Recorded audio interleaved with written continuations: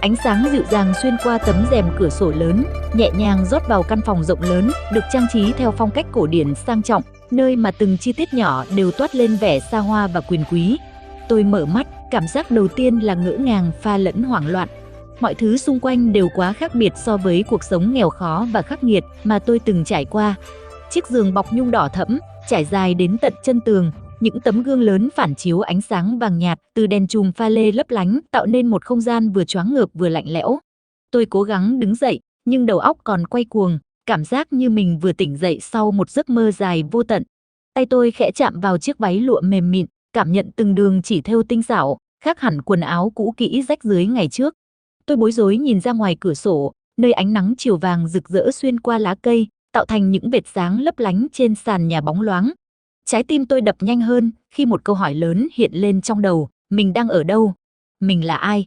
Đang lúc đó, tiếng gõ cửa vang lên nhẹ nhàng, một người hầu già bước vào, cúi đầu lễ phép và nói với giọng run run, "Tiểu thư, bà nội gọi cô vào phòng ngay." Tôi lắp bắp hỏi lại, "Tiểu thư, tôi là ai?" Người hầu nhìn tôi với ánh mắt vừa ngạc nhiên vừa có phần nghi ngờ rồi trả lời, "Cô là Lạc Vân, con gái nuôi của tập đoàn Lạc gia. Mẹ cô mất khi cô còn bé, bà nội nhận nuôi cô từ đó." Tôi choáng váng, cảm giác tim như bị bóp nghẹt, không thể tin nổi những lời ấy. Lạc Vân, thiên kim, con gái nuôi. Hàng loạt nghi vấn đan xen trong đầu khiến tôi gần như không thể thở nổi. Cánh cửa mở ra, bà nội tôi xuất hiện, một người phụ nữ lớn tuổi với ánh mắt sắc lạnh như dao lam, từng đường nét trên gương mặt đầy quyền lực khiến tôi cảm thấy vừa ngưỡng mộ vừa sợ hãi. Bà nhìn tôi chằm chằm, giọng nói khô khan và nghiêm nghị, "Lạc Vân, ta không tin cô là con gái thật sự của mẹ nuôi. Có thể cô chỉ là thiên kim giả, một mồi câu cho kẻ thù lợi dụng. Thế giới này không dành cho kẻ yếu như cô.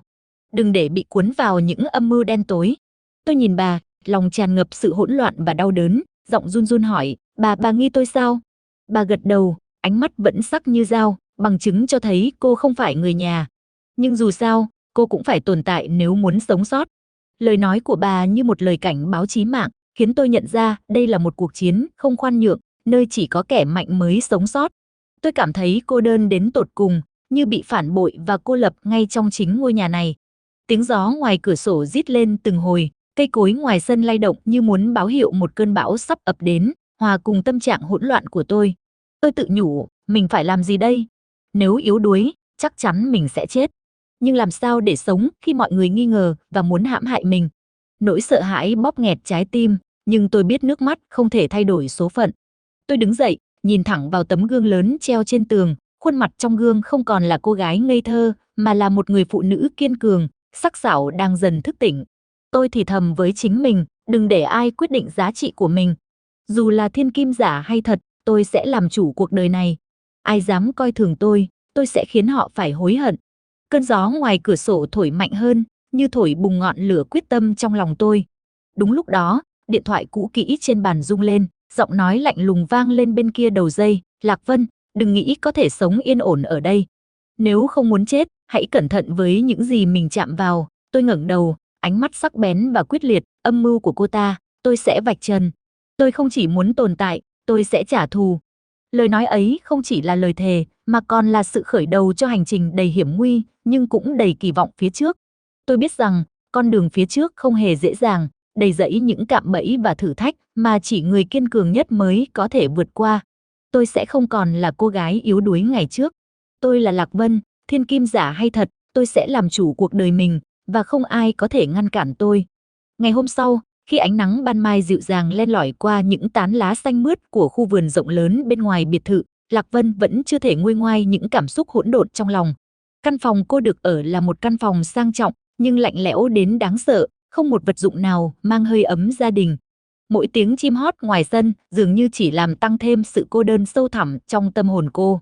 Tiếng gõ cửa vang lên nhẹ nhàng, khiến cô giật mình. Người hầu già bước vào với dáng vẻ e dè và nói nhỏ, "Tiểu thư, có người muốn gặp cô."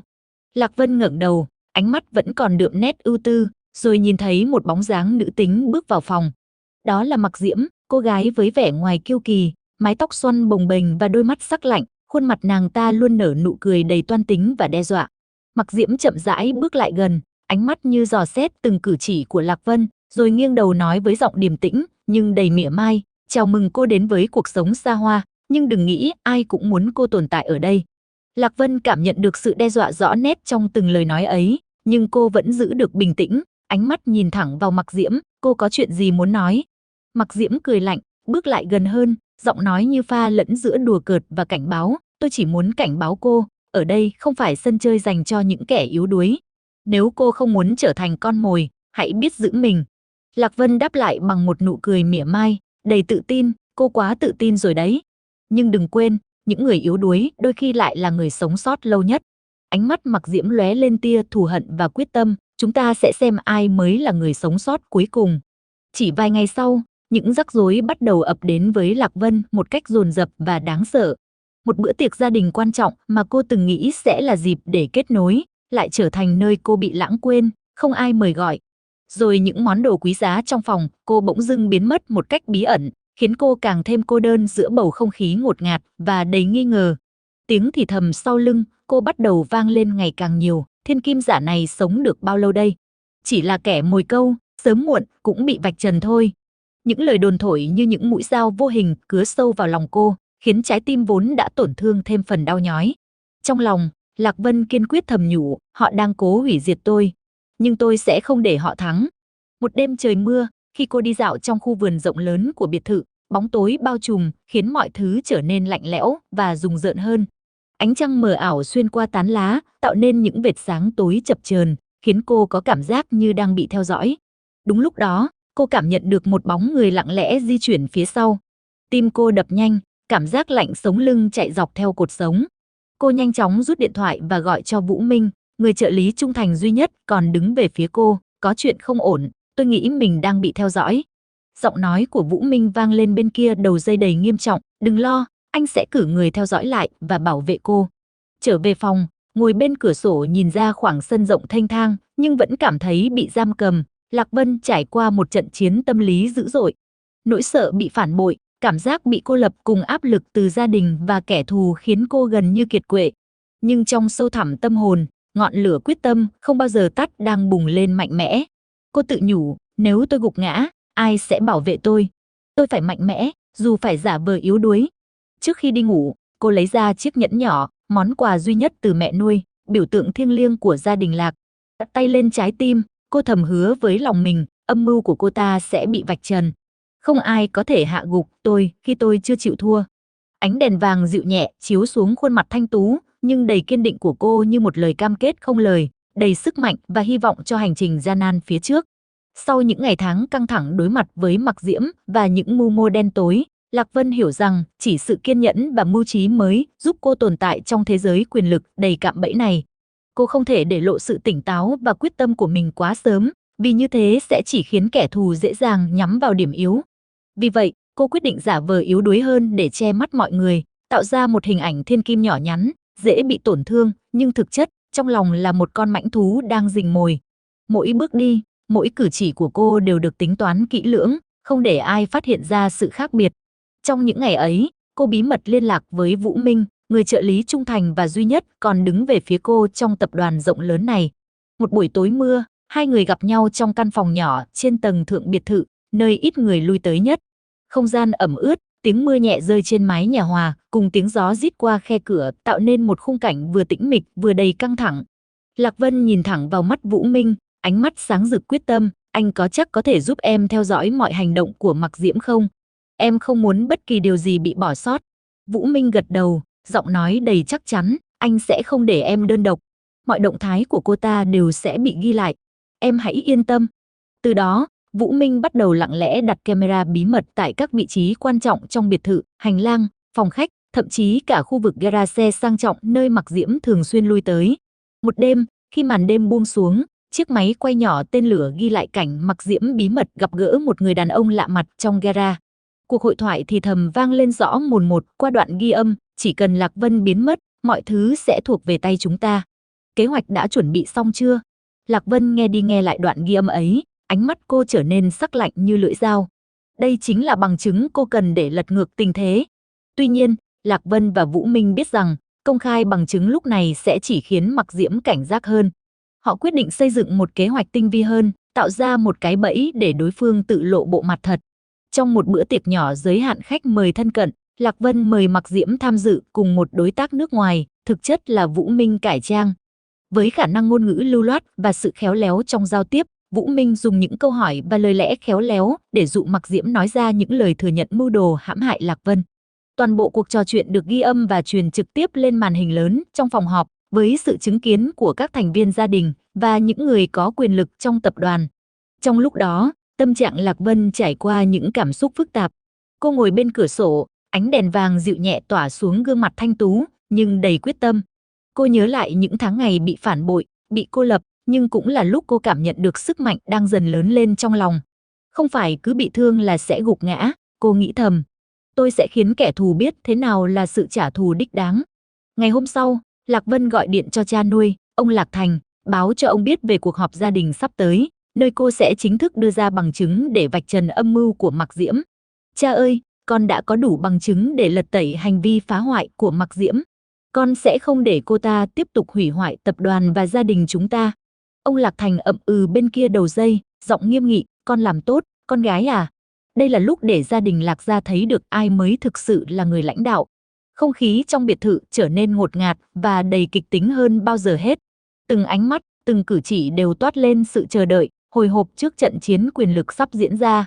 Mọi người đều biết, đây không chỉ là một cuộc họp thông thường, mà là cuộc đấu trí, đấu sức quyết định vận mệnh của một gia tộc quyền lực. Trong thâm tâm, Lạc Vân đã chuẩn bị sẵn sàng cho mọi kịch bản.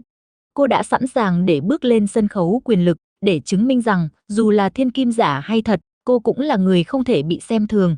Phòng họp của tập đoàn Lạc gia sáng rực ánh đèn pha lê, không khí nặng nề và nghẹt thở như chuẩn bị cho một trận chiến không khoan nhượng. Chiếc bàn dài bằng gỗ quý được bao quanh bởi những gương mặt quyền lực, phản chiếu ánh đèn lấp lánh. Từ ông Lạc Thành, người đứng đầu gia tộc, bà nội Lạc Vân với ánh mắt sắc lạnh, đến các thành viên thân cận trong gia đình và các cổ đông lớn. Mọi ánh mắt đều đổ dồn về phía Lạc Vân, cô gái trẻ với bộ váy trang nhã, gương mặt kiên định và ánh mắt không hề nao núng. Trong tim cô, một trận chiến dữ dội vẫn đang diễn ra giữa sự lo lắng và quyết tâm. Cô biết đây là giây phút quan trọng nhất để chứng minh mình không chỉ là thiên kim giả, mà còn là người đáng được tin tưởng và kính trọng.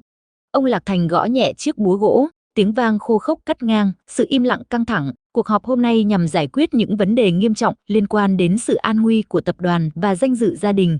Ai có thể giải thích về những hành vi phá hoại thời gian qua? Mặc Diễm ngồi ngay ngắn, vẻ mặt tự tin và nụ cười mang theo sự thách thức. Cô ta đứng dậy, giọng nói nhẹ nhàng nhưng đầy cố ý. Tôi không biết những lời cáo buộc kia xuất phát từ đâu. Tôi chỉ làm đúng trách nhiệm của mình và không hề có ý định phản bội hay hãm hại ai. Ánh mắt bà nội Lạc Vân không rời khỏi Mặc Diễm, ánh nhìn sắc lạnh như muốn bóc trần bộ mặt thật của cô ta. Lạc Vân bước tới giữa phòng họp, giọng nói vang rõ, đầy uy quyền và tự tin. Tôi không muốn dùng lời nói để thuyết phục mọi người, mà là bằng chứng. Cô bật màn hình lớn, đoạn ghi âm cuộc trò chuyện bí mật giữa Mặc Diễm và một người đàn ông lạ mặt được phát lên toàn hội trường. Tiếng nói của Mặc Diễm vang lên rõ ràng, không thể chối cãi, chỉ cần Lạc Vân biến mất, mọi thứ sẽ thuộc về tay chúng ta. Kế hoạch đã chuẩn bị xong chưa?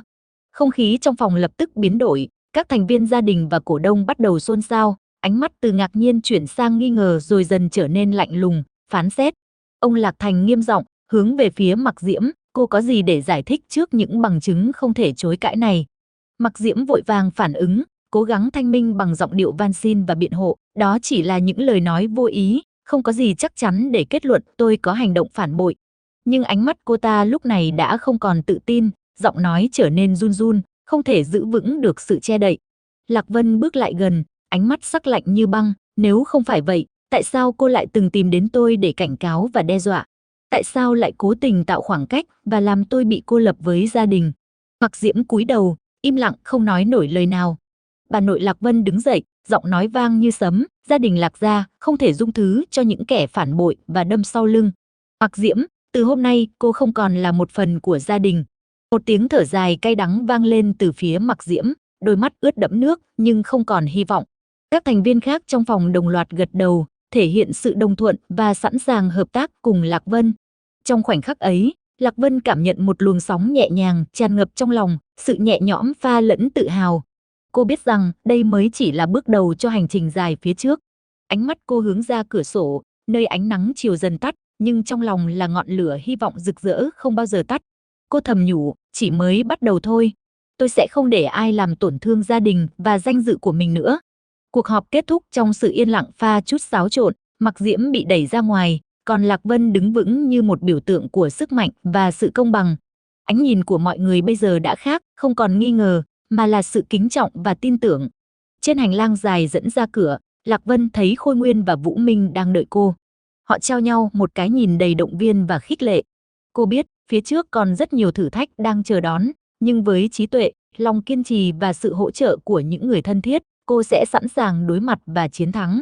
Đêm đó, trong căn phòng yên tĩnh, Lạc Vân ngồi bên cửa sổ, ánh đèn vàng ấm áp chiếu lên khuôn mặt kiên định.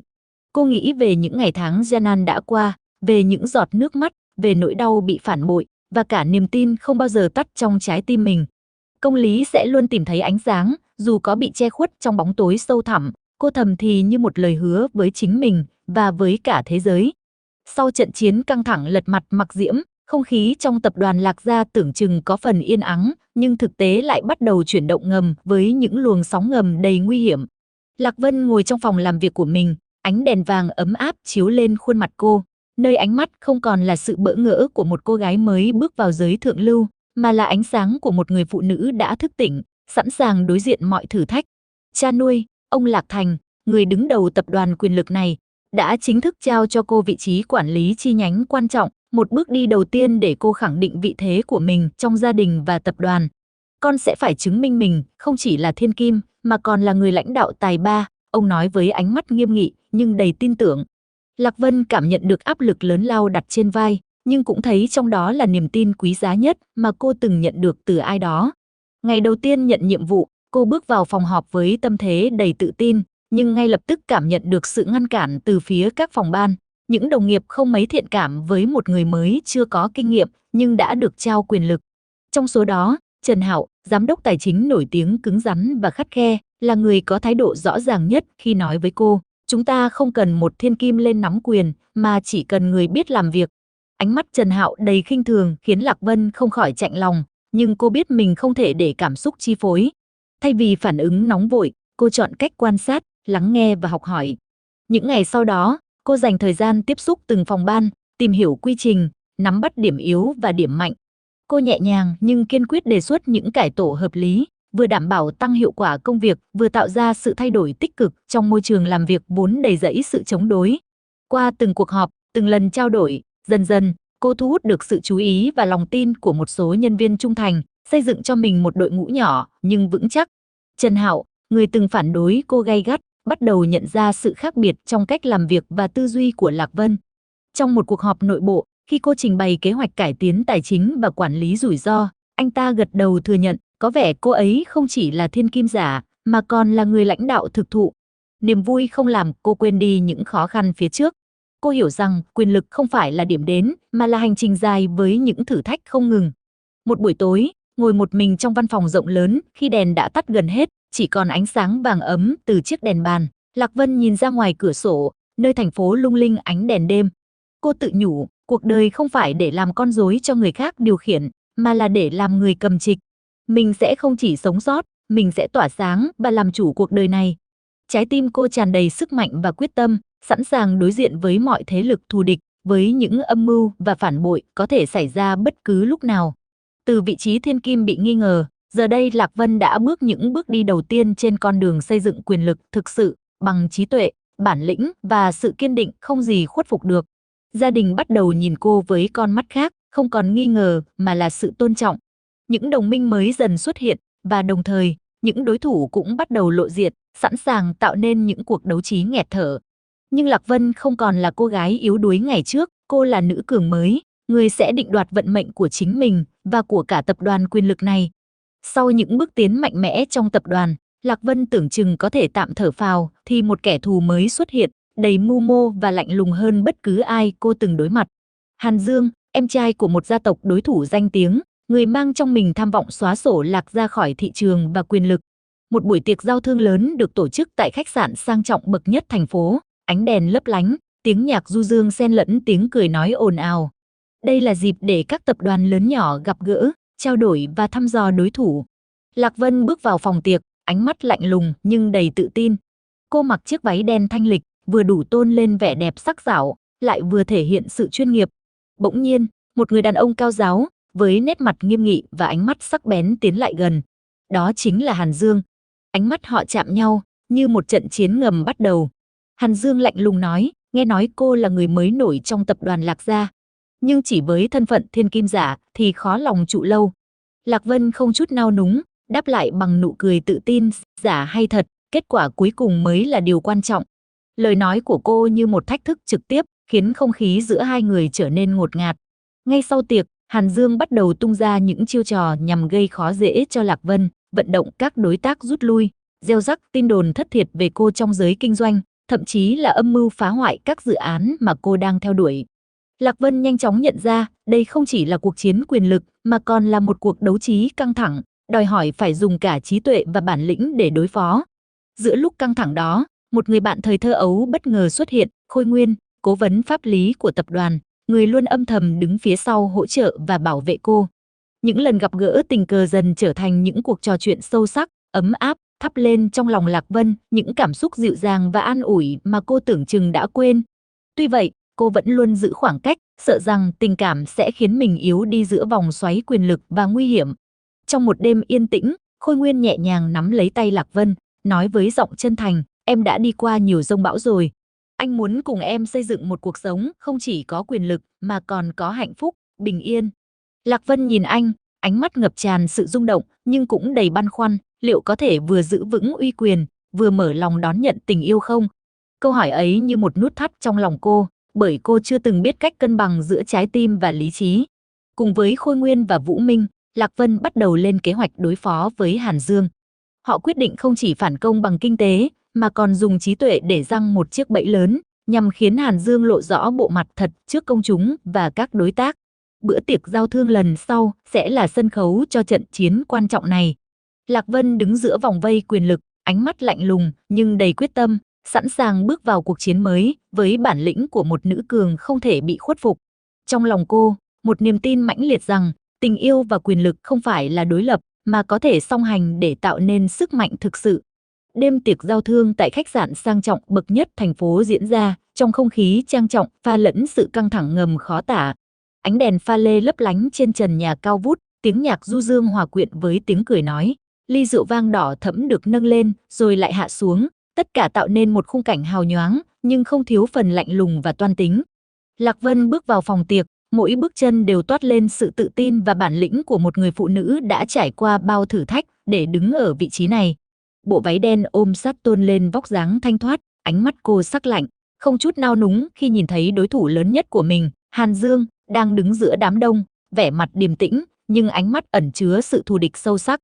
Đôi mắt họ chạm nhau như những tia sét giáng xuống không gian, khiến mọi người xung quanh đều cảm nhận được sự đối đầu gay gắt sắp diễn ra. Hàn Dương bước đến gần, giọng nói lạnh lùng và đầy thách thức, nghe nói cô là người mới nổi trong tập đoàn Lạc Gia. Nhưng chỉ với thân phận thiên kim giả thì khó mà trụ được lâu. Lạc Vân cười nhẹ, đáp trả bằng giọng điềm tĩnh, nhưng không kém phần sắc bén, giả hay thật, kết quả cuối cùng mới là điều quan trọng. Lời nói ấy như một lời thách thức trực tiếp, khiến bầu không khí thêm phần căng thẳng. Ngay từ những phút đầu, cuộc chiến không chỉ dừng lại ở lời nói, mà đã mở màn bằng những đòn tâm lý tinh vi. Hàn Dương bắt đầu tung tin đồn thất thiệt, nhằm làm lung lay uy tín của Lạc Vân, vận động các đối tác lớn rút lui khỏi các dự án của cô, đồng thời sử dụng những mánh khóe kinh doanh thâm độc để gây áp lực tài chính. Nhưng Lạc Vân không hề nao núng. Cô phối hợp chặt chẽ với Khôi Nguyên và Vũ Minh, xây dựng các kế hoạch phản công sắc bén. Trong một buổi họp kín với các đối tác chủ chốt, cô công bố những hợp đồng mới, các kế hoạch mở rộng thị trường được chuẩn bị kỹ lưỡng, đồng thời trình bày minh bạch các báo cáo tài chính, khiến các đối tác yên tâm và tiếp tục đứng về phía mình. Cũng trong thời gian này, cô và Khôi Nguyên ngày càng gắn bó hơn, sự đồng hành của anh giúp cô giữ vững tinh thần giữa những sóng gió không ngừng. Cảm xúc giữa họ ngày càng sâu sắc, nhưng cả hai đều giữ sự chuyên nghiệp và tỉnh táo, biết rằng tình cảm không thể làm lu mờ lý trí trong cuộc chiến này. Đến ngày trọng đại của bữa tiệc giao thương tiếp theo, Lạc Vân chuẩn bị một bẫy lớn để lật ngược thế cờ. Cô phối hợp cùng các đồng minh phát đi các thông tin sai lệch để dụ Hàn Dương lộ rõ mưu mô. Trước sự chứng kiến của đông đảo khách mời, một đoạn video ghi lại cảnh Hàn Dương trao đổi với phe đối lập nhằm phá hoại tập đoàn Lạc Gia được phát lên màn hình lớn. Tiếng nói của Hàn Dương vang lên, không thể chối cãi, Chúng ta phải làm cho Lạc Vân mất hết uy tín, cô ta sẽ không còn chỗ đứng. Phòng tiệc bùng nổ phản ứng, nhiều đối tác hoang mang, ánh mắt nghi ngờ dần hướng về phía Hàn Dương. Anh ta cố gắng thanh minh, nhưng giọng nói lúng túng và thiếu thuyết phục. Lạc Vân bước lên, ánh mắt lạnh lùng như thép, giọng nói vang vọng, quyền lực không phải để thao túng, mà là để xây dựng và bảo vệ. Ai lợi dụng nó để phá hoại, chỉ có thể bị phán xét. Hàn Dương bị cô lập hoàn toàn, không còn chỗ dựa, gương mặt hằn lên sự thất bại và phẫn uất. Cuộc chiến kết thúc với thắng lợi rõ ràng thuộc về Lạc Vân. Cô đứng giữa ánh đèn lung linh, tay trong tay với Khôi Nguyên, người đồng hành trung thành, ánh mắt họ trao nhau sự tin tưởng và sức mạnh. Trong sâu thẳm tâm hồn, Lạc Vân biết rằng đây mới chỉ là bước đầu của hành trình dài, phía trước còn vô vàn thử thách, nhưng với trí tuệ, bản lĩnh và tình yêu, không gì có thể ngăn cản cô chinh phục cuộc đời. Sau chiến thắng vang dội trước Hàn Dương, tưởng chừng Lạc Vân có thể tạm yên tâm và củng cố vị trí của mình trong tập đoàn, nhưng quyền lực chưa bao giờ là một bến đỗ yên bình. Một bóng ma mới bắt đầu xuất hiện trong bóng tối, đe dọa phá vỡ sự ổn định mong manh mà cô vừa xây dựng. Mọi chuyện bắt đầu từ những tin đồn không rõ nguồn gốc được tung ra trong nội bộ tập đoàn, khiến các phòng ban bắt đầu nghi ngờ nhau, lòng tin sụp đổ từng mảnh vụn. Một số nhân viên thân cận với Lạc Vân bắt đầu bị điều tra, bị nghi ngờ là điệp viên của phe đối thủ. Không khí làm việc trở nên căng thẳng, áp lực đè nặng lên từng người. Trong một cuộc họp nội bộ, ông Lạc Thành, cha nuôi Lạc Vân, với vẻ mặt nghiêm trọng nói, tập đoàn đang đứng trước nguy cơ bị phá hoại từ bên trong. Ai là người đứng sau những âm mưu này, phải được lật tẩy ngay lập tức. Lạc Vân cảm nhận được sự nguy hiểm bao trùm, cô quyết định tự mình vào cuộc điều tra, không thể để những thế lực thù địch lợi dụng sự hỗn loạn để giành lấy quyền lực. Cô bắt đầu rà soát lại toàn bộ nhân sự, theo dõi các dòng tiền và giao dịch bất thường, đồng thời tận dụng mối quan hệ với Khôi Nguyên, cố vấn pháp lý, để truy tìm những manh mối. Tuy nhiên, càng đào sâu, cô càng phát hiện ra sự phức tạp và tinh vi của âm mưu. Một người trong gia đình, người mà cô từng tin tưởng nhất, bắt đầu lộ diện với những dấu hiệu đáng ngờ. Niềm tin bị lung lay, Lạc Vân cảm thấy nỗi cô đơn và hoài nghi trỗi dậy mạnh mẽ trong lòng. Một đêm, khi đang làm việc khuya trong phòng, cô nhận được một bức thư nặc danh với lời cảnh báo lạnh lùng, đừng quá tin tưởng ai, kẻ thù đang ở rất gần. Lạc Vân ngồi lặng đi, ánh mắt tràn đầy quyết tâm. Cô biết, để giữ vững quyền lực và bảo vệ gia đình, cô phải tỉnh táo và mạnh mẽ hơn bao giờ hết. Cùng lúc đó, một nhân vật mới xuất hiện, một phó chủ tịch của tập đoàn đối thủ, người có tiếng là mưu mô và quyền lực, đề nghị một liên minh chiến lược. Lời đề nghị hợp tác này vừa là cơ hội vừa là nguy cơ, đặt Lạc Vân vào một thế khó xử giữa việc mở rộng tầm ảnh hưởng và cảnh giác với những âm mưu tiềm ẩn.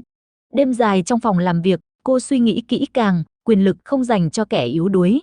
Phải biết tận dụng mọi cơ hội, nhưng cũng phải cảnh giác với mọi nguy hiểm. Từ những ngày tháng đối mặt với những thử thách cam go nhất, Lạc Vân đã học được rằng, trong thế giới quyền lực, ngoài trí tuệ và bản lĩnh, sự tỉnh táo và lòng cảnh giác là vũ khí không thể thiếu để sống sót và chiến thắng. Cuộc chiến mới chỉ bắt đầu, và Lạc Vân không bao giờ ngừng tiến bước. Sau khi liên minh với vị phó chủ tịch bí ẩn của tập đoàn đối thủ được thiết lập, Lạc Vân tưởng chừng đã nắm bắt được phần nào thế trận trong tay. Nhưng quyền lực luôn có những mặt tối không thể đoán trước, và bóng ma phản bội đang rình rập phía sau lưng cô. Mọi chuyện bắt đầu từ một buổi chiều mưa tầm tã, khi Lạc Vân nhận được một bức thư nặc danh không dấu, chỉ vỏn vẹn vài dòng chữ lạnh lùng, người cô tin tưởng nhất có thể là kẻ phản bội. Trái tim cô như ngừng đập trong khoảnh khắc, những bóng tối trong quá khứ bỗng chốc ùa về, khiến cô không thể không suy nghĩ lại về những người xung quanh. Ngay sau đó, một nhân vật bí ẩn xuất hiện tại trụ sở tập đoàn, một người đàn ông trung niên với ánh mắt sắc lạnh và phong thái uy nghiêm. Ông tự giới thiệu là người quen cũ của mẹ ruột Lạc Vân, mang theo những bí mật động trời về dòng họ và những âm mưu chưa từng hé lộ. Lạc Vân đứng ngồi không yên, cảm giác như cả thế giới đang quay cuồng. Nhưng điều khiến cô bàng hoàng nhất chính là đoạn ghi âm bất ngờ bị rò rỉ, phơi bày sự thật về Vũ Minh, trợ thủ đắc lực, người bạn thân tín, người đứng phía sau cô trong mọi cuộc chiến. Trong đoạn ghi âm, Vũ Minh trao đổi với phe đối thủ, có dấu hiệu rõ ràng của sự phản bội. Lạc Vân không thể tin nổi, cảm giác như bị dao đâm vào tim. Cô tổ chức một cuộc đối chất căng thẳng với Vũ Minh trong phòng họp kín. Ánh mắt cô đầy đau đớn và phẫn uất. Tại sao anh lại phản bội tôi? Vì tiền bạc hay vì quyền lực? Vũ Minh im lặng một lúc rồi thừa nhận bị áp lực từ gia đình và thế lực bên ngoài, khiến không dám chống lại. Lạc Vân đứng giữa ngã ba đường của niềm tin và sự phản bội. Cô buộc phải đưa ra quyết định đau lòng, cắt đứt mối quan hệ với người từng là đồng minh, bảo vệ tập đoàn và chính bản thân mình, Nhưng cuộc phản bội ấy không chỉ là một cú sốc về tình cảm, mà còn là bước ngoặt mở ra một cuộc chiến mới tàn khốc hơn, nơi kẻ thù không chỉ là bên ngoài, mà còn ngay trong nội bộ. Cô bắt đầu đào sâu điều tra, hé lộ những âm mưu đan xen phức tạp liên quan đến gia đình, tập đoàn và những thế lực ngầm. Mỗi bước đi đều đầy rẫy những nguy hiểm, những kẻ thù giấu mặt luôn rình rập. Trong những đêm dài cô đơn, Lạc Vân ngồi lặng lẽ bên cửa sổ, ánh đèn vàng dịu chiếu lên khuôn mặt kiên định. Cô thầm nhủ, phản bội là vết thương đau nhất, nhưng cũng là phép thử cho sức mạnh thật sự của mình. Tôi sẽ đứng lên, dù bị bao lần gục ngã. Trận chiến mới chỉ bắt đầu, nhưng với trí tuệ, bản lĩnh và lòng can đảm, Lạc Vân sẵn sàng đối mặt và chiến thắng mọi thử thách. Sau cú sốc phản bội từ người bạn thân tín Vũ Minh, Lạc Vân không chỉ phải đối mặt với cơn bão âm mưu từ bên ngoài, mà còn phải chiến đấu với những vết thương trong lòng. Tập đoàn Lạc Gia đang đứng trên bờ vực của sự hỗn loạn, những cuộc điều tra nội bộ căng thẳng và những cuộc chiến ngầm không hồi kết. Mọi người đều cảnh giác, không ai biết ai là đồng minh thật sự, ai là kẻ thù ẩn mình trong bóng tối. Trong bối cảnh ấy, Khôi Nguyên, người bạn thời thơ ấu và cố vấn pháp lý trung thành, trở thành điểm tựa vững chắc nhất cho Lạc Vân. Mỗi lần gặp gỡ, ánh mắt anh luôn tràn đầy sự quan tâm, sự dịu dàng mà cô lâu nay cố giấu kín. Những lần trò chuyện thâu đêm bên tách cà phê, những buổi đi dạo trong công viên yên tĩnh, dần dần kéo gần khoảng cách giữa họ, khiến trái tim Lạc Vân nhiều lần rung động, nhưng cũng đầy băn khoăn. Cô sợ rằng nếu mở lòng, tình cảm sẽ làm cô mất đi sự tỉnh táo cần thiết trong cuộc chiến quyền lực này. Nhưng càng cố giấu, cô càng nhận ra tình yêu cũng chính là sức mạnh giúp cô đứng vững. Cùng lúc đó, một kẻ thù mới với âm mưu tinh vi hơn xuất hiện trong tập đoàn. Người này không chỉ muốn phá hoại công việc của Lạc Vân, mà còn muốn bóp nghẹt cả tương lai và hạnh phúc của cô. Những tin nhắn đe dọa, những cuộc gọi nặc danh, và cả những sự kiện bất ngờ khiến các dự án của cô bị trì hoãn hoặc thất bại. Lạc Vân biết mình phải nhanh chóng tìm ra chân tướng. Cô phối hợp với Khôi Nguyên và một số đồng minh tin cậy, xây dựng một mạng lưới thu thập thông tin và bảo vệ nội bộ. Trong quá trình đó, giữa họ không chỉ có sự hỗ trợ công việc, mà còn là sự thấu hiểu và sẻ chia sâu sắc. Một buổi tối, sau một ngày làm việc căng thẳng, Khôi Nguyên ôm lấy Lạc Vân, nhẹ nhàng nói, em không phải đơn độc, anh sẽ luôn bên cạnh, dù có chuyện gì xảy ra. Lạc Vân cảm nhận được hơi ấm và sự an toàn lan tỏa trong vòng tay anh. Lần đầu tiên cô thật sự mở lòng để cho phép mình tin tưởng và yêu thương. Tuy nhiên, drama chưa dừng lại ở đó. Một nhân vật quyền lực trong gia đình Lạc Gia, người mà Lạc Vân từng rất kính trọng, lại lộ rõ tham vọng riêng, âm thầm cấu kết với phe đối thủ nhằm lật đổ cô. Sự phản bội từ bên trong khiến cô đau đớn, nhưng cũng khiến cô trưởng thành hơn, tỉnh táo hơn trong cách đối mặt và xử lý tình huống. Trận chiến quyền lực ngày càng trở nên khốc liệt, nhưng tình yêu và sự đồng hành của Khôi Nguyên là ngọn đèn sáng dẫn lối cho Lạc Vân trong những ngày đen tối nhất. Cô hiểu rằng, để trở thành người đứng đầu, không chỉ cần trí tuệ và bản lĩnh, mà còn cần một trái tim biết yêu thương và tin tưởng. Giữa những âm mưu và phản bội, tình yêu ấy chính là sức mạnh vô hình giúp cô đi tiếp, vững vàng hơn trên con đường phía trước. Sau những ngày tháng căng thẳng, cùng những trận chiến quyền lực không hồi kết, mối quan hệ giữa Lạc Vân và Khôi Nguyên dần trở nên khăng khít hơn bao giờ hết. Họ không chỉ là đồng minh chiến đấu, mà còn là chốn dựa tinh thần, là người duy nhất có thể thấu hiểu và sẻ chia những nỗi niềm sâu kín trong lòng nhau. Mỗi lần gặp gỡ, ánh mắt Khôi Nguyên luôn tràn đầy sự quan tâm dịu dàng, khiến trái tim Lạc Vân nhiều lần bối rối. Cô từng cố gắng kìm nén những rung động ấy, sợ tình cảm sẽ làm cô mất sự tỉnh táo trong cuộc chiến cam go này. Thế nhưng, sự chân thành và kiên định của Khôi Nguyên ngày càng khiến cô khó lòng chối từ. Một buổi tối mưa nhẹ, họ cùng nhau ngồi trong quán cà phê nhỏ ấm cúng, nơi hai người thường đến để trút bầu tâm sự sau những ngày căng thẳng. Không khí yên tĩnh, chỉ có tiếng mưa rơi bên ngoài và tiếng nhạc du dương dịu nhẹ. Khôi Nguyên nhìn thẳng vào mắt Lạc Vân, giọng nói trầm ấm, em biết không, trong suốt hành trình này, anh chưa bao giờ nghĩ mình sẽ tìm thấy một người như em. Một người không chỉ mạnh mẽ, mà còn biết yêu thương và kiên trì đến vậy. Lạc Vân hơi ngập ngừng, lòng bỗng dưng dâng lên một cảm giác ấm áp khó tả. Cô khẽ mỉm cười, đáp lại, anh là điểm tựa lớn nhất của em, Khôi Nguyên à. Có anh bên cạnh, em cảm thấy không còn đơn độc. Nhưng hạnh phúc ấy chưa kịp nở hoa, thì một bóng dáng mới xuất hiện, làm rối loạn bầu không khí vốn đã đầy sóng gió. Người ấy là Lâm Diệp, một doanh nhân trẻ tuổi, tài năng nhưng cũng không kém phần bí ẩn, vừa trở về từ nước ngoài và được gia đình Lạc Gia mời tham gia vào ban cố vấn tập đoàn. Lâm Diệp sở hữu vẻ ngoài điển trai, phong thái lịch lãm và một nụ cười khiến nhiều người phải say mê. Anh nhanh chóng tạo được ấn tượng với các thành viên trong tập đoàn, đặc biệt là với Lạc Vân. Tuy nhiên, ánh mắt của anh luôn ẩn chứa điều gì đó khó đoán, khiến Khôi Nguyên và Lạc Vân đều cảm thấy có chút cảnh giác. Trong những cuộc họp đầu tiên, Lâm Diệp thể hiện sự sắc sảo trong chiến lược kinh doanh, đưa ra nhiều ý tưởng táo bạo và đầy tham vọng. Điều này khiến Lạc Vân vừa ngưỡng mộ vừa lo lắng, vì những kế hoạch của anh đôi khi đi ngược lại với định hướng cô đang xây dựng. Một lần, sau cuộc họp căng thẳng, Lâm Diệp chủ động mời Lạc Vân đi uống cà phê để trao đổi riêng. Anh nói với giọng trầm tĩnh nhưng đầy sức hút. Em là người phụ nữ duy nhất khiến anh muốn hợp tác thật lòng. Nhưng anh cũng không thể phủ nhận, anh cảm thấy mình bị cuốn hút bởi em theo cách khác. Lạc Vân bất ngờ và hơi bối rối. Cô nhìn anh, ánh mắt vừa ngạc nhiên vừa cảnh giác. Anh đến đây vì công việc, phải không? Chúng ta không nên để những cảm xúc cá nhân làm phức tạp mọi chuyện. Lâm Diệp mỉm cười, ánh mắt dịu dàng nhưng cũng đầy thách thức.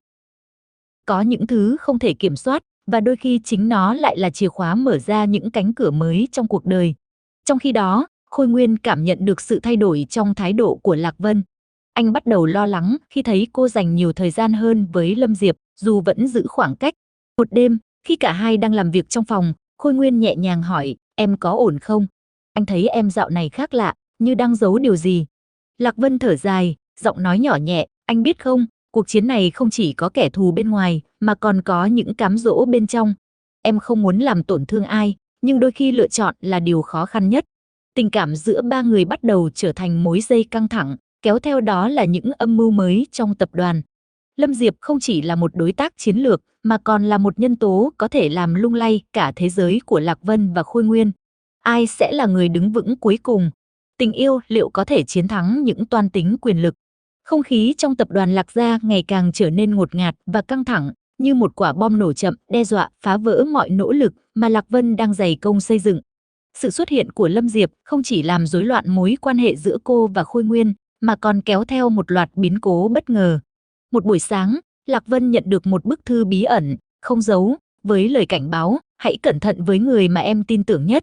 Trong thư còn kèm theo vài bức ảnh, chụp lén những cuộc gặp gỡ bí mật giữa Lâm Diệp và một nhân vật quyền lực trong tập đoàn đối thủ. Sự nghi ngờ bắt đầu len lỏi trong tâm trí Lạc Vân, liệu Lâm Diệp có phải một kẻ thứ ba lợi dụng thời cơ để phá hoại cô? Không muốn hành động vội vàng, Lạc Vân bắt đầu âm thầm theo dõi Lâm Diệp. Qua những lần quan sát, cô phát hiện ra Lâm Diệp thường xuyên liên lạc qua điện thoại với người đàn ông bí ẩn tên Trần Quang, một tay chơi ngầm có tiếng trong giới kinh doanh đen, chuyên điều khiển các phi vụ ngầm và ảnh hưởng đến nhiều tập đoàn lớn nhỏ. Trong khi đó, Khôi Nguyên cảm thấy khoảng cách giữa anh và Lạc Vân ngày càng lớn. Anh bắt đầu nghi ngờ và đau khổ khi thấy cô dần lún sâu vào mối quan hệ phức tạp với Lâm Diệp. Một đêm, trong lúc không kìm được nữa, anh chất vấn cô, em có đang giấu anh điều gì không? Anh không thể chịu nổi khi thấy em gần gũi với người khác như vậy. Lạc Vân nhìn anh, đôi mắt ánh lên sự giằng xé, anh không hiểu hết được những gì em đang phải đối mặt. Đây không chỉ là chuyện tình cảm, mà còn là cuộc chiến sinh tử. Em không thể để cảm xúc chi phối mọi quyết định. Sự căng thẳng giữa họ ngày càng lớn, kéo theo hàng loạt hiểu lầm và bất đồng. Trong lúc ấy, một sự kiện chấn động xảy ra, một vụ rò rỉ thông tin quan trọng liên quan đến dự án lớn của tập đoàn, khiến cổ phiếu tụt giảm thảm hại. Mọi nghi ngờ đều đổ dồn về phía Lạc Vân, khiến cô gần như bị cô lập. Nhưng không ai biết rằng, chính Lâm Diệp mới là người đứng sau vụ việc này, âm thầm thao túng nhằm tạo áp lực và buộc cô phải nhượng bộ trong các kế hoạch mở rộng quyền lực. Nhận ra sự thật, Lạc Vân quyết định tung chiêu cuối cùng, phối hợp với Khôi Nguyên và một nhóm đồng minh thân tín để phơi bày bộ mặt thật của Lâm Diệp trước toàn bộ hội đồng quản trị và các cổ đông. Cuộc đối đầu diễn ra căng thẳng đến nghẹt thở, khi từng chi tiết, từng bằng chứng lần lượt được hé lộ. Lâm Diệp, với vẻ mặt lạnh lùng, cố gắng biện minh nhưng không thể chối cãi được sự lật tẩy. Cuối cùng, anh ta bị đẩy ra khỏi tập đoàn trong sự nhục nhã. Sau tất cả những hỗn loạn ấy, Lạc Vân và Khôi Nguyên lại tìm về bên nhau, mạnh mẽ hơn, thấu hiểu hơn và sẵn sàng cùng nhau bước tiếp trên con đường đầy chông gai phía trước. Sau những ngày tháng đầy biến động, khi bộ mặt thật của Lâm Diệp bị phơi bày, tập đoàn Lạc Gia dần ổn định trở lại. Nhưng trong lòng Lạc Vân, sự hỗn loạn chưa bao giờ thực sự kết thúc. Những tổn thương từ sự phản bội, những áp lực và căng thẳng kéo dài khiến cô cảm thấy mình như một mảnh kính vỡ, lấp lánh nhưng dễ dàng tan vỡ. Cô ngồi một mình trong căn phòng làm việc rộng lớn, ánh đèn vàng dịu nhẹ chiếu xuống khuôn mặt mệt mỏi nhưng vẫn kiên cường. Trong im lặng, cô tự hỏi mình đã thay đổi như thế nào? Mình còn là cô gái ngày xưa hay một người khác? Những đêm không ngủ, Cô thường hồi tưởng lại những khoảnh khắc khi lần đầu bước vào gia đình quyền lực này, khi cô vẫn là một thiên kim ngây thơ, tin tưởng mọi người. Rồi từng cú sốc liên tiếp, từ phản bội của Vũ Minh đến sự lừa dối của Lâm Diệp, đã khiến cô phải học cách đóng băng cảm xúc, phải xây dựng một lớp vỏ bọc kiên cố để không bị tổn thương thêm lần nữa. Tuy nhiên, bên cạnh nỗi đau là sự thức tỉnh. Cô nhận ra rằng sức mạnh không chỉ đến từ quyền lực hay trí tuệ, mà còn từ sự can đảm đối diện chính mình, từ việc chấp nhận những mảnh vỡ trong tâm hồn và học cách yêu thương bản thân. Khôi Nguyên, người luôn đồng hành bên cô, cũng trải qua những giây phút đấu tranh nội tâm không kém. Anh từng cảm thấy bất lực khi thấy người con gái mình yêu phải gồng mình gánh chịu bao nhiêu áp lực, từng giận dữ khi không thể bảo vệ cô khỏi những tổn thương. Nhưng rồi anh hiểu rằng, tình yêu không chỉ là che chở, mà còn phải tôn trọng và tin tưởng vào sự trưởng thành của người mình yêu. Trong một đêm yên bình, khi hai người ngồi bên nhau trên ban công nhìn ra thành phố ánh đèn lung linh, Khôi Nguyên nhẹ nhàng nói: anh không đòi hỏi em phải hoàn hảo, chỉ mong em biết rằng, dù thế nào, anh luôn ở đây. Lạc Vân quay sang, ánh mắt tràn đầy xúc động, em từng nghĩ mình phải mạnh mẽ một mình. Nhưng bây giờ, em hiểu rằng được dựa vào nhau mới là sức mạnh thật sự. Cả hai cùng lặng im, cảm nhận sự kết nối sâu sắc vượt lên trên lời nói. Họ biết rằng phía trước vẫn còn rất nhiều thử thách, nhưng với trái tim đã lành lặn hơn, họ sẽ cùng nhau bước qua mọi dông bão. Cảm ơn các bạn đã lắng nghe Nhím Review. Mong các bạn ủng hộ Nhím một like và để cảm nghĩ về câu chuyện nhé. Chúc các bạn vui vẻ.